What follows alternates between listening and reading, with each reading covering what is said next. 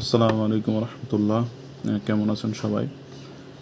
আজকে একটা বিষয় নিয়ে কথা বলার জন্য আপনাদের সাথে যুক্ত হচ্ছি। সেটা হইল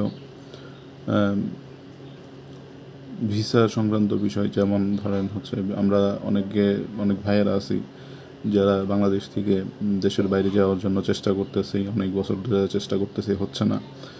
এর জন্য কিছু কথা বলা যাচ্ছি। সেটা হচ্ছে সম্পূর্ণ ভিডিওটা দেখবেন কিছু বিষয় থেকে মানে বাঁচার জন্য। বিশেষ করে বাংলাদেশের অবস্থা যেরকম, অনেক প্রতারণা বাইরে গেছে, এগুলো তো আমরা সবাই জানি। অনেকে দিছি, অনেকে কাজ করতেছে, অনেকে কাজ হচ্ছে, অনেকের হচ্ছে না, অনেকের টাকা যাচ্ছে, অনেকের টাকা এদিক সেদিক হইতেছে। এগুলো বিষয় নিয়ে একটু কথা বলতে চাচ্ছি। সেটা হলো নিউজিল্যান্ডের ব্যাপারে। তো আমি অনেক দিন যাবৎ দেশের বাইরে যাওয়ার জন্য চেষ্টা করতেছি, দীর্ঘ 9 বছর যাবৎ চেষ্টা করতেছি।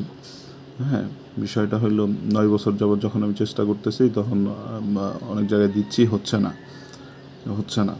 তারপরে আপনার ইউটিউবে কিছুদিন আগের যে ঘটনার জন্য আজকে মূলত আপনাদের সামনে আসা, সেটা হইল আপনাদের উপকারের জন্যই। বিষয়টা হচ্ছে আপনার আসলাম নিউজিল্যান্ডের ব্যাপার নিয়ে। তো ইউটিউবে একটা পেজ আছে, ইউটিউবে একটা চ্যানেল আর কি। ইউটিউবে একটা চ্যানেল আছে, নাম হচ্ছে ট্রাভেল উইথ আবির। উনি হচ্ছে ইসের কাজ করে, ওই নিউজিল্যান্ডের কাজ করে, ইউরোপের অনেক দেশের কাজ করে। হ্যাঁ, যাই হোক, ওনার সাথে আমার ওই ভিডিও, মানে ওনার একটা ভিডিও আপলোড দেখে ওনার কথা আমার পছন্দ হয়। ওনার কথা আমার পছন্দ হওয়ার পর ওনাকে আমি বলছি, মানে ওনার সাথে আমার কন্ট্যাক্ট হয়, উনি নাম্বার শেয়ার করা রাখছিল ওনার ভিডিওতে। পরে ওনারা আমি নক দেওয়ার পরে বললাম যে ভাই, নিউজিল্যান্ডের ব্যাপারটা কীরকম কী, যেহেতু ইউরোপে হচ্ছে না, ইউরোপের প্রসেসটাও অনেক লেট, এটা আমরা সবাই জানি। ইউরোপের প্রসেস মিনিমাম 3 মান্থ থেকে শুরু হয়, উপরে 6-7 মান্থ 8 মান্থ পর্যন্ত চলে যায়, অনেকের 1 বছরও চলে যায়। তো এই হিসাবে ইউরোপের হচ্ছে যেহেতু লেট, পরে বললাম যে তাহলে নিউজিল্যান্ডের ব্যাপারটা শুনি কীরকম কী। তো নিউজিল্যান্ডের ব্যাপারে উনি বললো যে আপনার কত হইতে পারে, 12 লাখ টাকা টোটাল পেমেন্ট। 30,000 টাকা প্রথম ফাইল প্রসেসিংয়ের জন্য, ফার্স্ট টাইম 30,000 টাকা তাদের পে করতে হবে। আর ওয়ার্ক পারমিট আসলে বা অফার লেটার আসলে তখন পে করতে হবে হচ্ছে 30,000 টাকা। এই হলো 60,000 টাকা। আর বাদ বাকি টাকা হচ্ছে আমাকে নিউজিল্যান্ড ভিসা চেক করার একটা পোর্টাল আছে, সেটা হচ্ছে আইডি, আপনার রিয়েলমি আইডি।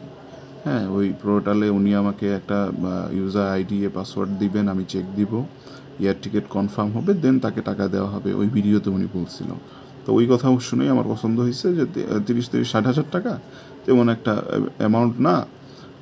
গেলেও হয়তো আমার কিছু হবে না, বড় অ্যামাউন্টও না, এইরকম কিছু একটা, মানে আমি রিস্ক নিয়েই ওনাকে টাকাটা দিলাম আর কি। যেহেতু রিস্ক না নিলেও হয় না, বাংলাদেশে অনেক এজেন্সি আছে, অনেক সময় টাকা নিয়ে চলে যায়। ঠিক আছে, কিছু টাকা কমে, বিষয়টা বুঝতেই তো পারছেন। ঠিক আছে, ওনার কথা পছন্দ হইলো, আমি দিয়ে দিলাম টাকা। আপনার 20 ডিসেম্বর প্রথম পেমেন্ট করছি, 20 ডিসেম্বর। ঠিক আছে, প্রথম পেমেন্ট করার পরে আমার 20 ডিসেম্বর করার পরে হয়তো আমাকে 21 জানুয়ারি বা 20 জানুয়ারি, এক মাসের মধ্যে আমার হচ্ছে একটা কন্ট্রাক্ট লেটার দিল কোম্পানির। আমি ভিডিওতে দিয়ে দিব ইনশাল্লাহ।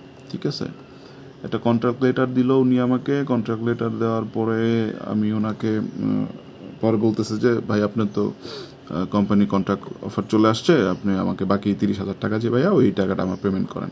আর যে কন্ট্রাক্ট লেটার দিছে ওইখানে শেষ পেজে আপনি একটা সাইন করে দেন। আমি পড়লাম কন্ট্রাক্ট লেটার পরে ওই দিনই ওনাকে আমি আমার ওই সাইন করে পাঠাই দিলাম।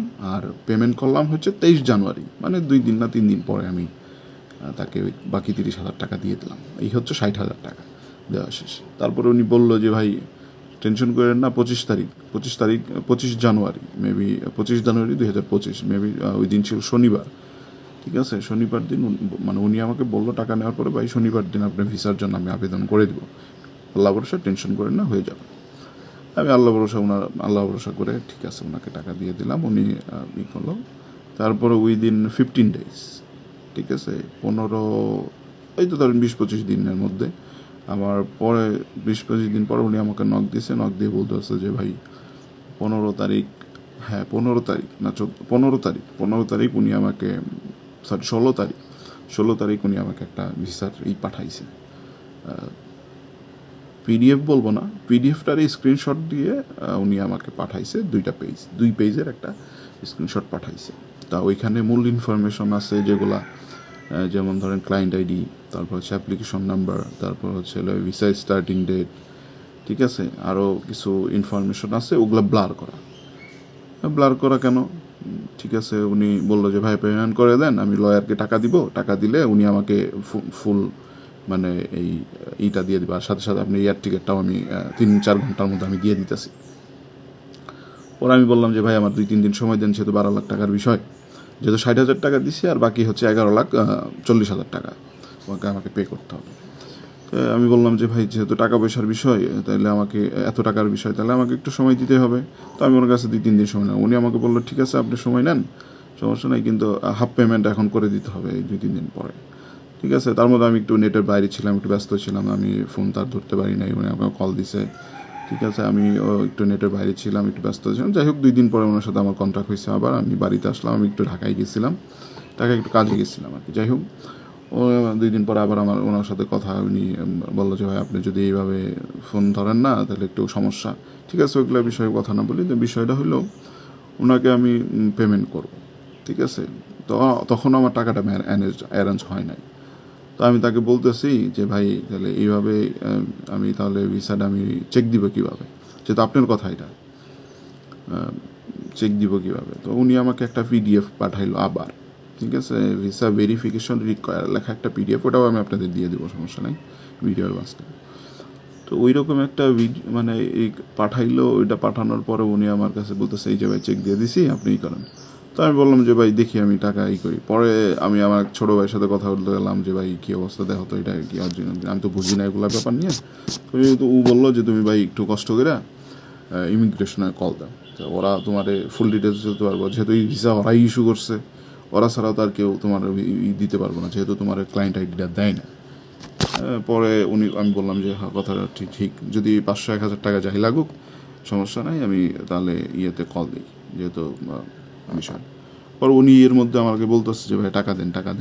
পরে আমি বলছি যে টাকা দিব ভাই, সমস্যা নাই, কিন্তু তাহলে আমার ভিসাটা প্রপারলি চেক করতে দেন।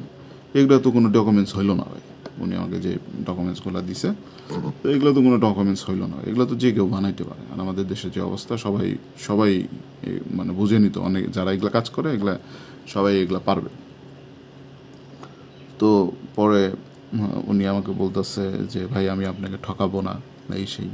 পরে বললাম যে ভাই এখানে তো ঠকানোর কোনো বিষয় না, বিষয়টা হচ্ছে আমি ইমিগ্রেশনে কল দিছিলাম, আমি আবার ইমিগ্রেশনে আসলেই কল দিয়েছিলাম, ঠিক আছে, নিউজিল্যান্ডে অকল্যান্ডে যে ইমিগ্রেশন আছে ওইখানে কল দিছিলাম। কল দেওয়ার পরে আমি মানে ওদের কাছে জিজ্ঞেস করলাম যে ভিসা ইস্যুর ব্যাপারে। তো ওরা বললো যে ক্লায়েন্ট আইডি চাইলো। তো ক্লায়েন্ট আইডি যেহেতু আমার কাছে নাই, তো আমি ওনাদের কাছে কীভাবে ক্লায়েন্ট আইডিটা প্রোভাইড করব? তো আমি বললাম যে লয়ার আমাকে ক্লায়েন্ট আইডি দেয় নাই, ঠিক আছে, লয়ার যেহেতু ক্লায়েন্ট আইডি দেয় নাই, তাহলে সেই ক্ষেত্রে আপনি আমাকে আপনার পাসপোর্টের ইনফরমেশন দিয়ে সহযোগিতা করেন। পরে আমি বললাম যে আমার পাসপোর্ট নাম্বার এত, আমি কোন দেশ থেকে আসছি, কোন দেশের থেকে বলতেছেন, বললাম যে আমি বাংলাদেশ থেকে বলতেছি, আপনি কোথায় আবেদন করছেন, মানে কোম্পানিটা কোথায়, ঠিক আছে।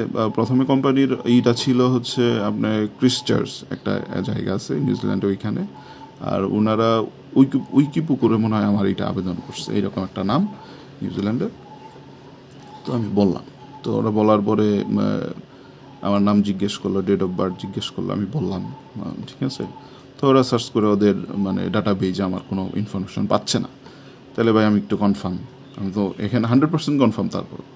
তারপর ওনাকে আমি বললাম যে ভাই আমি তো ইমিগ্রেশনে কল দিছি, ওই দিন আমার টাকা দেওয়ার ডেট, তার আগে আমি ইমিগ্রেশনের সাথে কথা হয়েছে, ঠিক আছে। বললাম যে ভাই আমি তো ইমিগ্রেশনে কল দিছি, ওরা তো এইভাবে বললো, তাহলে আপনি আমাকে ক্লায়েন্ট আইডিটা দেন। ইমিগ্রেশন থেকে আমাকে বলছিল যে তাহলে আপনি আমাদের সাথে আবার কন্ট্যাক্ট করুন ইয়ের সাথে, মানে ক্লায়েন্ট আইডি দিয়ে, ঠিক আছে। পরে আমি ওনাকে বললাম যে ভাই আপনি আমাকে ক্লায়েন্ট আইডিটা দেন, আমি ইমিগ্রেশনে চেক করি, যেহেতু এভাবে ওই যে রিয়েলমি যার তার অ্যাকাউন্ট দিয়ে বলে চেক করা যায় না, আমি চেক করছি আমার অ্যাকাউন্টে চেক করা যাচ্ছে না, তাহলে কোনো একটা প্রুফ দেন। ঠিক আছে, কয় না ভাই সমস্যা নাই, আপনি পেমেন্ট করেন, আমি এই করে দিচ্ছি। কিন্তু এটা কোনো কথা হইলো নাকি ভাই? আপনি বলেন যে আপনারা বলেন যে পেমেন্ট আমি আগেই কেমনে করবো ভিসা চেক না দিয়ে, যেহেতু ই ভিসা। আর এইগুলো বাংলাদেশে অনেক প্রতারণা হয়, ঠিক আছে। এইসব ব্যাপারে তাহলে আমি কীভাবে আগেই পেমেন্ট করি তারে। তারপরে পেমেন্ট করার পর্যায়ে আমার বড় ভাই অ্যাকাউন্ট দিয়ে দিছি অলরেডি, উনি পেমেন্ট করতে ব্যাংকেও গেছে।